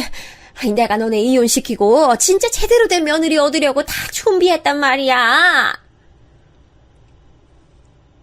시어머니 말에 병실의 다른 가족들은 멍할 수밖에 없었어요. 이혼을 시키고 싶어 한다는 건 둘째고 다른 며느리까지 준비를 했다니 이게 다 무슨 소린가 했죠. 시어머니는 아랑곳 않고 남편을 붙들고는 사정까지 하셨어요. 네가 정신을 차려야지. 언제까지 저런 불려시한테 홀려있을 거야? 아이, 저거 봐라. 네 동생의 작은 애까지 다 초년 꼬임에 넘어가서는 천지분간을 못하고 있잖아. 어서 저런 거하고는 끝을 내야 돼. 근데 네 자식을 임신했다고? 그럼 정리하기 더 귀찮아질 텐데 내가 그 꼴을 어떻게 보고 있어. 다 내가 너를 위해서. 손 치우세요. 절 위한다고요? 절 위한다는 분이 제가 사랑하는 사람을 괴롭히다 못해 이제는 아이까지 해칠 생각을 하세요? 그게 어떻게 절 위해서예요? 그러게 왜 저런 걸 내려와? 내가 언제 너 잘못되라고 한 적 있어? 엄마 말 안 들어서 손해본 거 있냐고. 그러니까 이번에도 뭐. 남편은 시어머니의 손을 뿌리치며 얼굴을 감싸주었어요. 어깨가 들썩이는 것을 보니 눈물을 흘리는 것 같았죠. 저는 다 쉬어버린 목소리로 나오지도 않는 목소리를 쥐어짜며 말했어요. 신고할 거예요. 제게 한 행동 얼마나 무서운 일인지 어머니가 책임지게 만들 거예요. 신고? 네가 뭔데 날 신고해? 그래, 내가 약 먹으려고 했다. 근데 너 먹었어? 안 먹었잖아. 애도 멀쩡하다며. 근데 뭐 어쩌려고 신고를 해? 시어머니는 끝까지 당당한 얼굴로 제게 말씀하셨죠. 남편은 그런 제 앞에 와선 무릎을 꿇고 미안하다고 했어요. 시어머니는 당장 일어나라고 난리였지만 남편은 아예 바닥에 엎드리고는 우리 아이에게 일어났을지도 모르는 일에 대해 사과했죠. 저는 아무 말도 할 수 없었습니다. 이왕 이렇게 다 알게 된 거 너도 나 끔찍할 테니 그냥 시원하게 이혼해. 더 늦기 전에 애도 지우고. 그게 우리 아들 위해서 좋은 일이니까. 네가 나보고 살 수 있겠어? 안 그래? 시어머니는 미친 사람처럼 제게 이혼을 요구하며 이대로 서로 헤어지자고 했죠. 저는 당장이라도 이혼 서류에 도장을 찍고 싶었어요. 시어머니 말처럼 더 이상 얼굴 보고 살 자신이 없었거든요. 하지만 남편의 행동이 더 빨랐죠. 남편은 벌떡 일어나더니 무표정한 얼굴로 시어머니를 끌고 밖으로 나갔어요. 동서는 한숨을 내쉬며 난장판이 되어버린 병실을 정리했죠. 형님, 이미 그 약국은 제가 신고했어요. 어차피 어머님 일 밝혀지는 거 시간 문제였고요. 그러니까 아무 생각 마시고 그냥 쉬세요. 뒷일은 그이랑 아주버님이 하실 거예요. 신고를 했어? 동서는 결과를 받자마자 아는 사람을 통해 검찰에 자료를 넘겼다고 하더군요. 밀수 품목에 있던 거라 그게 일반 약국으로 들어갔다는 건 보통 일이 아니래요. 그 이후의 일은 일사천리였습니다. 시어머니가 약을 구했다는 것을 조사하니 이전에도 이런 일들이 있었다 하더라고요. 시어머니는 불법 약물을 소지했을 뿐 아니라 미수에 그치긴 했지만 제게 먹이려고 했다는 증거가 명확해서 쉽게 빠져나올 수 있는 문제는 아니었대요. 저는 병원에서 안정을 찾으며 시어머니 소식을 들었어요. 엄청 후련할 거라 생각했는데 의외로 아무 생각이 들지 않더군요. 남편은 그날 이후 한 번도 제게 오지 않았어요. 병원에서 퇴원해도 괜찮다는 얘기를 듣고 나서야 남편을 마주했습니다. 남편은 제가 원한다면 이혼할 수 있다고 했어요. 저와 눈도 못 마주치고 이야기하는 남편의 어깨가 왜 이렇게 작아 보이는지 퇴원 준비를 하던 저는 그런 남편에게 다가가 그를 안아줬어요. 어색하게 움찔거리는 남편이 느껴졌죠. 나 당신 원망 안 해. 우리 아이 지켰고 난 우리 아이 낳아서 잘 키울 생각만 하기로 했어. 절대 어머니 같은 사람은 되지 말아야지. 나한텐 그게 다야. 그러니까 우리 아이한테 아빠를 뺏지 말아줘. 남편은 미안하단 말을 몇 번이나 반복하며 저를 안아줬어요. 그렇게 저희 부부는 시어머니의 일은 더 이상 꺼내지 않기로 했습니다. 하지만 모든 일은 예상치 못한 순간에 찾아오잖아요. 시어머니가 변호사를 통해 제게 편지를 보냈더라고요. 변호사는 내용은 모르고 전해달라는 부탁만 들었다고 했죠. 저는 탁자 위에 편지를 올려두고 한참 고민했어요. 이걸 보는 게 맞는 걸까 아니면 그냥 찢어버리는 게 맞는 걸까? 편지 내용이 전혀 상상되지 않았거든요. 아직까지 시어머니께 제대로 된 사과를 듣지 못해서 혹시 반성하는 건 아닐까 그런 기대감도 있었고요. 하지만 그 예상은 철저히 빗나갔어요. 시작부터 마지막까지 저를 저주하는 글로 가득했죠. 이 모든 일의 원인은 저라고 하며 저만 아니었으면 자신들 가정은 완벽하고 아름다웠을 거라며 원망하는 글이 가득했어요. 중간중간 입에 담지 못할 욕도 보였고요. 그랬으면서 말미에는 노력해서 저를 받아들일 테니 없던 일로 할 수 있도록 힘쓰라고 돼 있었어요. 이번 일만 잘해주면 저를 용서하겠다고 말이죠. 허탈했습니다. 사람은 쉽게 변하는 게 아닌데 무언가를 느끼고 반성하고 있을지 모른다는 상상을 한 제가 바보같이 느껴졌죠. 저는 퇴근한 남편에게 편지를 보여줬고 남편은 변호사에게 이런 편지를 전달한 것에 대한 분노를 표출했습니다. 모든 건 법대로 다 정리될 겁니다. 그리고 더 이상 저희 형제들과 어머니 엮을 생각 마세요. 저희는 이제 상관없는 사람들입니다. 남편은 제게 시어머니와 모든 걸 끊어내기로 이야기했다고 말해줬죠. 서방님도 남편도 더 이상은 시어머니의 자식으로 살 생각 없다고 말이에요. 생각보다 훨씬 더 단호한 남편 행동에 제 마음이 더 아팠어요. 천륜을 끊겠다고 말하는 것과 다름없는데 말이죠. 하지만 남편은 더 이상의 이야기는 하고 싶지 않다면서 입을 닫았어요. 그날 이후 저는 정말 시어머니에 대한 이야기를 단 한 줄도 들을 수 없었어요.